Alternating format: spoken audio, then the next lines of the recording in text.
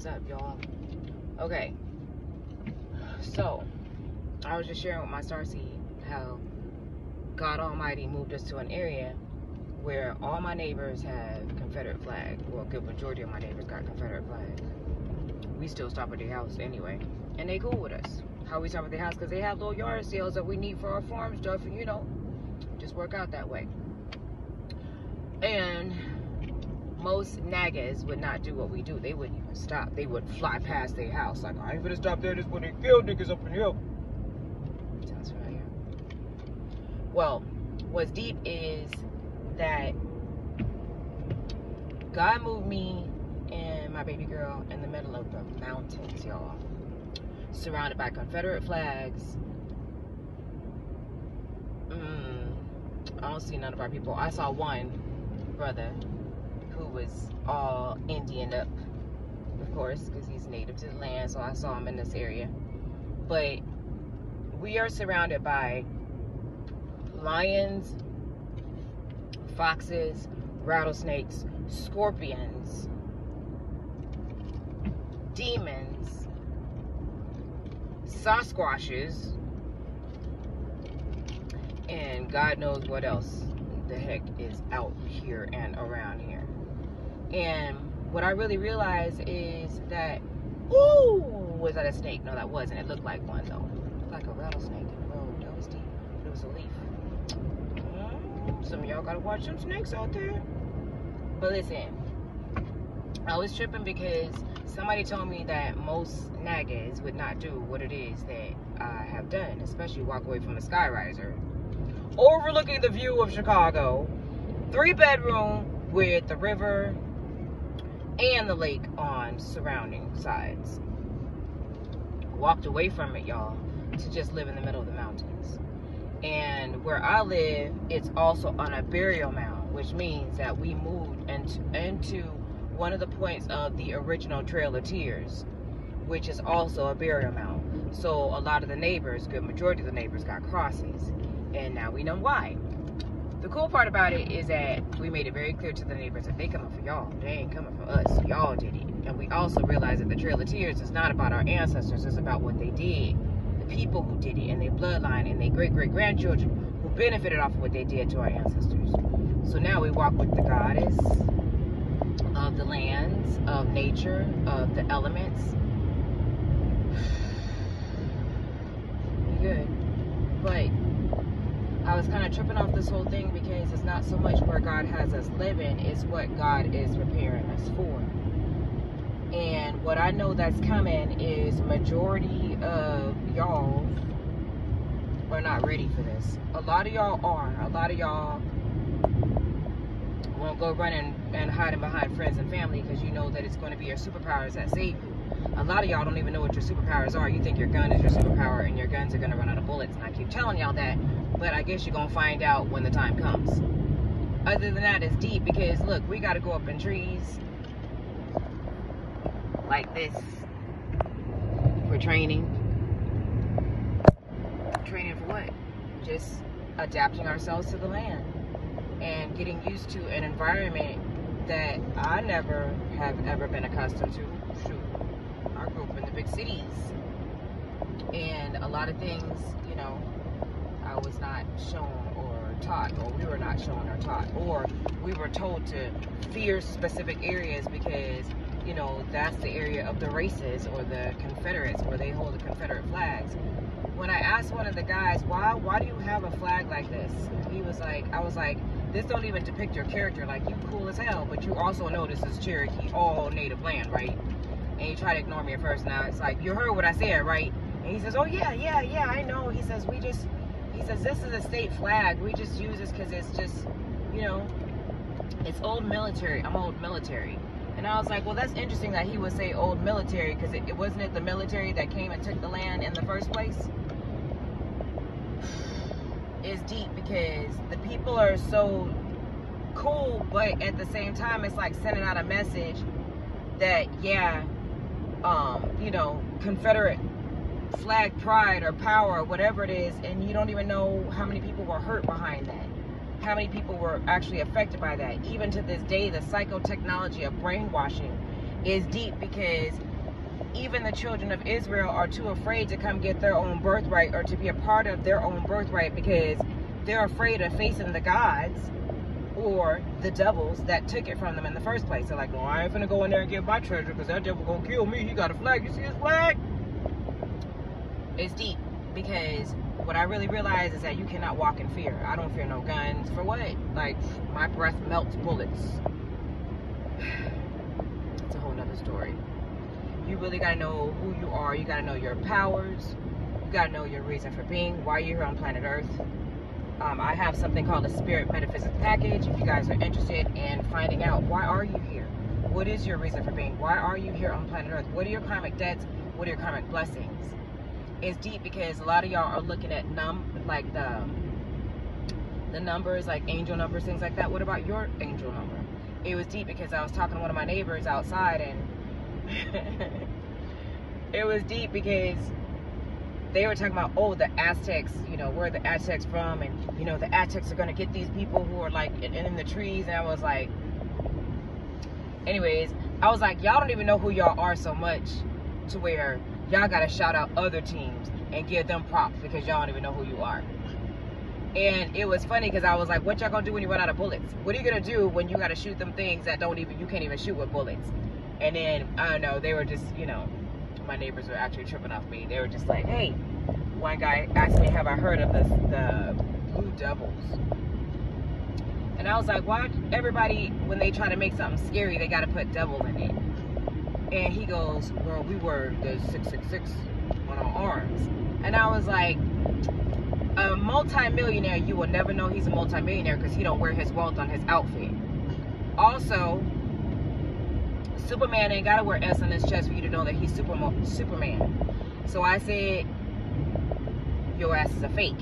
Because the fact that you got a tattoo 666 on your arm to identify who you are and explain to people who you are already in violation. So you ain't got nothing else to say to me.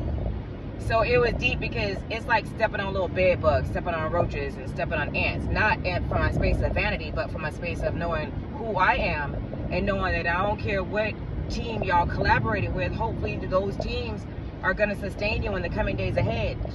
Man, my neighbors are like rogue. It's a whole nother breed. We are unincorporated, unrestricted territory. And trust me when I say, I don't care what their business is. I don't care what they're doing. I just know what I'm doing. And what I'm doing, where I'm at, police don't come up there. The ambulance don't come up there. You're going to have to, you know, look out for yourself. And that's how our ancestors got their name. You know, rattlesnake, grasshopper, foxtrout, you know, bear hunter. You know, because they face their fears. They face anything that try to come against them, any type of opposition. They didn't run or depend on other gods or other governmental systems to save them. A lot of people are so dependent on other governmental systems to save them that as we see this entire construct collapse, people will start joining groups of people that are going to literally, let's just say, give them some type of feeding, like some like a group that will be able to pay their bills. You know, join this group, it's a certain amount of money, but you're gonna have to do X, Y, and Z to sustain or stay with that group. And then you can't piss off the leader of that group because they can kick you out. And that's how you're gonna survive. A lot of people don't even know who they are from a space of their own self-autonomy. So therefore, they will do everything in their power to save the old governmental structures and the old governmental systems. Remember, Morpheus told us that in The Matrix. So it's deep because you may want to watch The Matrix again because we're watching it play out in front of our very eyes. It's even sad to see that so many have been chipped away like a chisel. It's like they gave up with their own shine, their own diamond in the rough, you know? So much to the point to where people have lost their shine. They feel that they're working hard for a good cause, but they're helping to set up the stage for the Antichrist. I don't know. I think we should hear from Baby Goddess. What you think? Let's say something. Tell him something, babe. Give us something. Tell us, Starseed. Go, you on the spot. Okay, so I want to talk about the people who are yet to be woken up in these times, just like how you were talking about But I want to talk about how people are yet to wake up in these times, like how you were talking about they were being chipped like a chisel. Yeah. They are trapped in these spirits, these wine brands, these beer brands, and they're smoking cigarettes like a chicken with its head cut off. Yeah. And they just keep on smoking and smoking and smoking, and that causes them to not even realize what's going on around them because they're so busy high or drunk or I don't know. Disconnected. Disconnected, yeah. Disconnected. And it's so sad that people are so asleep and people are so like, oh, nothing's gonna happen. This is just my life. This is just how I live. But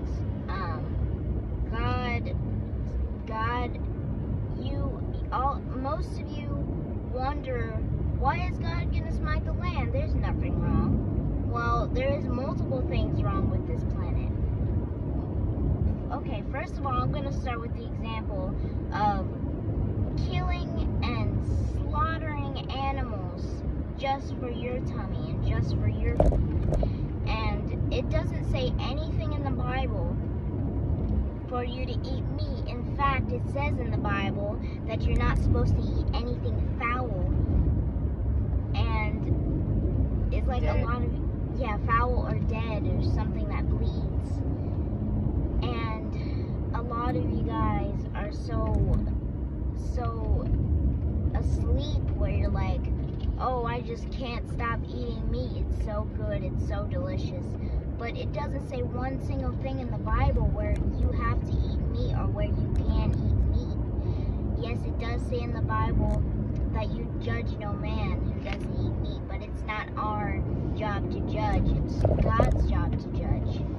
But I'm not judging anyone, but I'm just saying that there is a lot of people who are yet to be woken up, and there are a lot of people who don't even realize what they're doing. They're just trapped in these spirits and trapped in these cigarettes, trapped in these demons that just keep on making them drink alcohol and keep on making them smoking cigarettes and keep on making them drinking wine. Unconscious decisions. Unconscious decisions.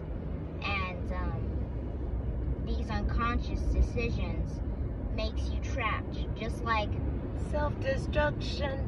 You're headed for self-destruction. I just heard that in my head. Yeah, that's deep.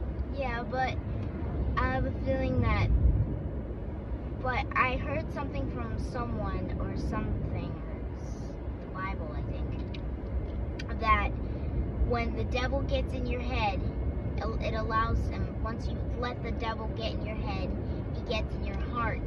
And then once he gets in your heart, it's just like you have to go through the 7-year tribulation to break that.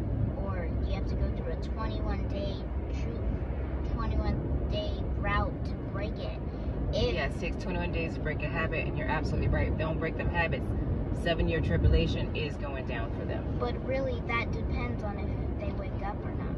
Right, exactly.